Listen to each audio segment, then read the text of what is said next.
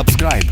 السلام عليكم ومرحبا بكم في قناة كرة جزائرية، حيث نوافيكم بكل جديد عن أخبار الكرة الجزائرية بعد الأداء الرائع الذي بات يقدمه جناح المنتخب الجزائري حاج موسى مع فريقه فينورد الناشط في الدوري الهولندي، حيث بدأ في جذب الأنظار وبات العديد من متابعي الكرة الأوروبية يبدون إعجابهم به.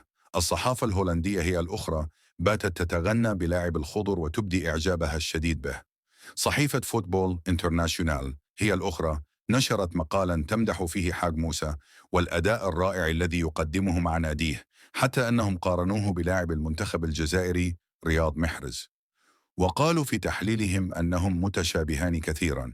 وفي الأخير لا تنسوا الضغط على زر الإعجاب والاشتراك في القناة وتفعيل الجرس ليصلكم كل جديد. سبسكرايب.